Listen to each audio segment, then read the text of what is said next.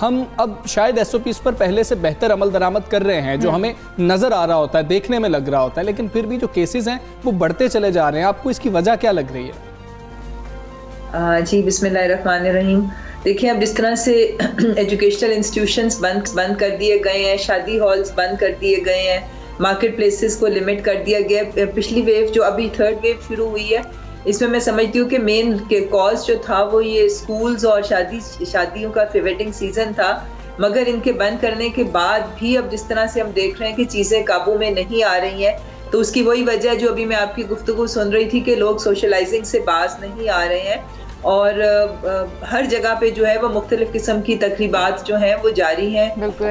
Public gatherings जो हैं किसी न किसी फॉर्म में, चाहे वो सियासी गैदरिंग्स हैं, अभी आपके सामने एक इलेक्शन हुआ है, इसी तरह से बाकी भी सियासी गैदरिंग्स जो हैं वो भी हम टीवी के ऊपर रोज देखते हैं कि हो रही होती हैं और SOPs उसके अंदर भी हमें नजर नहीं आ रहे होते।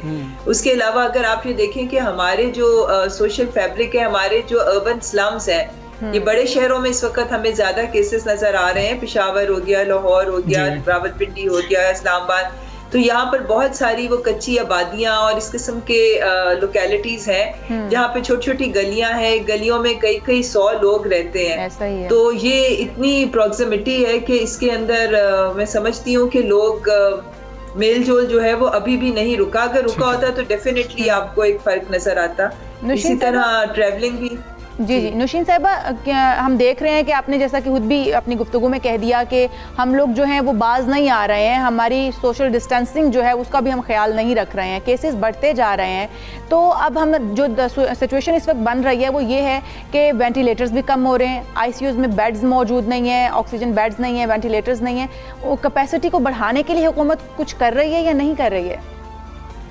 जी बिल्कुल, ये दिन रात इसके ऊपर काम हो रहा है। कुछ नए वेंटिलेटर्स और कुछ ऑक्सीजन बेड्स ऐड भी किए गए हैं, पर वो बर्डन इतनी तेजी से आ रहा है। अब इसके लिए ज़ाहिर है थोड़े से प्राइवेट हॉस्पिटल्स को एंगेज किया जाएगा। जो हेल्थ कार्ड्स हैं उसके ऊपर कोरोना की फैसिलिटी के ट्रीटमेंट की फैसिलिटी प्रोवाइड की जा रही है। और आपको पता है कि हेल्थ कार्ड्स के ऊपर जो है ये तकरीबन प्राइवेट हॉस्पिटल्स ही हैं पैनल के ऊपर, तो वो उस फैसिलिटी को भी यूज कर सकते हैं। हुकूमत अपनी तरफ से पूरी कोशिशें कर रही है और जिस तरीके से भी हो सकता है हम कैपेसिटी बढ़ाने की कोशिश कर रहे हैं। जी ठीक है। डॉक्टर नौशीन आमिर साहिबा, हमें ये भी बता दीजिएगा कि पंजाब की जानिब से अब ये तजावीज़ सामने आ रही हैं कि जो शहर हैं जिनमें 15% से ज़्यादा शरह आ गई है मुस्बत केसेस की, वहाँ पर लॉकडाउन लगा दिया जाए, लेकिन NCOC से जो है इसके ऊपर हतमी राय ली जाएगी या मंजूरी ली जाएगी। लेकिन क्या सूबे तो खुद मुख्तार नहीं है ऐसे फैसले करने के लिए? NCOC के पास उनको क्यों जाना पड़ेगा जब लग रहा है लाहौर में सूरत हाल ख़राब है, 19% पर शरह पहुँच गई है? खुद से पंजाब हुकूमत फैसला नहीं कर सकती? जी बिल्कुल, देखिए NCOC भी जो एडवाइस देती है वो एक एडवाइस होती है। वो चूंकि उसके पास पूरे मुल्क का डाटा होता है, डेली बेसिस के ऊपर आपके पूरे मुल्क से जितने भी केसेस जिस जगह पर होते हैं, कौन से शहर, कौन से एरियाज, वो सारा डाटा NCOC के पास आते हैं। इवन पंजाब का भी सारा डाटा कि कौन से शहर जो है वहाँ पे ज़्यादा इस वक्त फैलाव है, कहाँ पर हॉस्पिटल्स की कंडीशन क्या है, सारी तो मैं समझती हूँ कि ये बेसिक डिसीजन तो जाहिर है सूबों का ही है, मगर एडवाइस NCOC की मैटर करती है क्योंकि वहाँ पे सारे स्टेक होल्डर्स बैठे होते हैं और जो प्रोविजन होती है वेंटिलेटर्स की, बेड्स की, ये सारी उसके अंदर NCOC का डायरेक्शंस जो होती हैं उसकी अहमियत होती है। तो जाहिर है वो अपनी एडवाइस देगी, फिर उसके ऊपर अमल दरामद जो है वो जाहिर सूबे खुद करेंगे। जी ठीक है। मैडम, हमें ये भी बता दीजिएगा, रमज़ानुल मुबारक है और आने वाला है, बस 2 दिन रह गए हैं, उसके बाद हम देखते हैं कि बाज़ारों में रश बढ़ जाता है, फिर हम जो मर्जी हालात हो जाए, हमने पिछले साल भी ऐसा देखा था कि हम ईद की शॉपिंग के लिए भी निकलते हैं, हम सेलिब्रेट करने की पूरी कोशिश करते हैं। उस हवाले से हुकूमत को ही ज़्यादा सख्ती करनी पड़ेगी कि लोग ज़्यादा से ज़्यादा बाहर ना निकलें। क्या फैसले किए जाएंगे अब?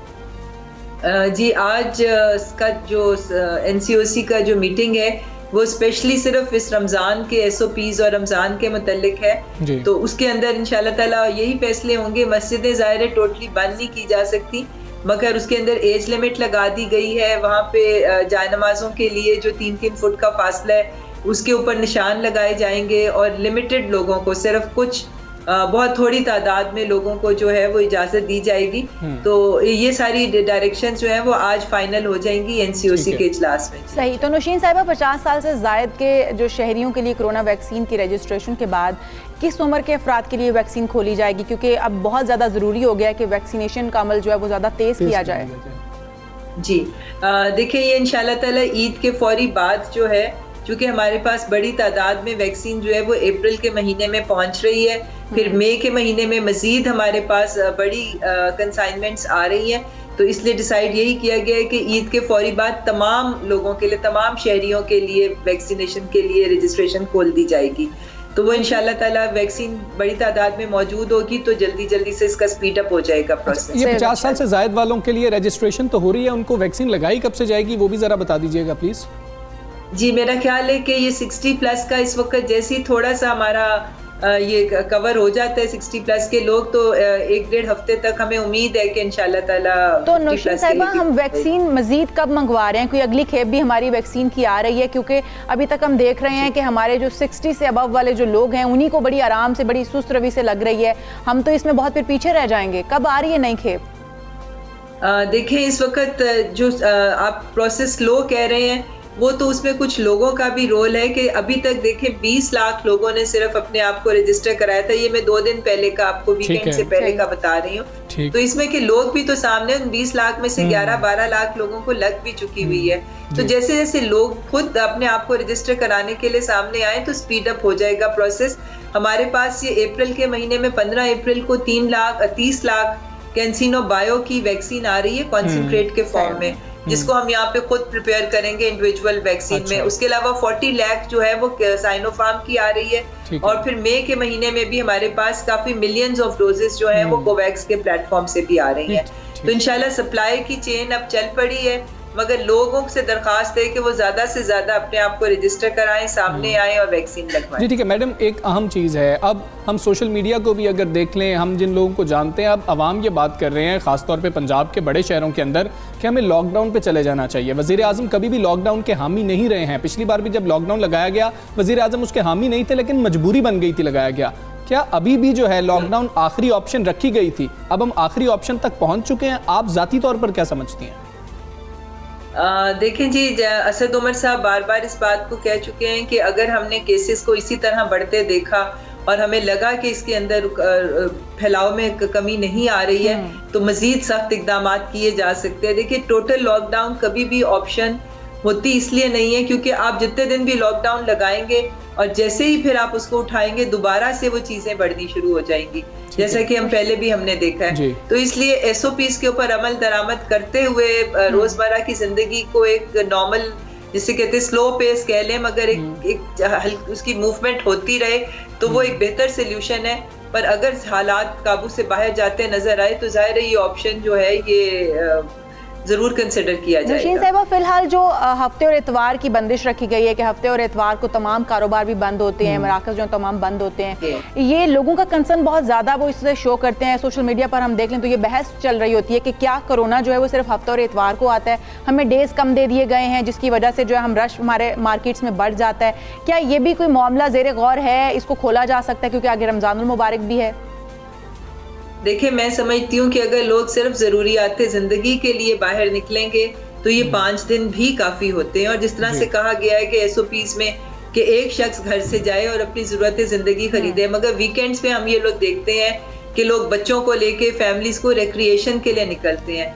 ये कुछ थोड़ा सा टाइम टफ है जिसके अंदर हमें रिक्रिएशन को अवॉइड करना होगा।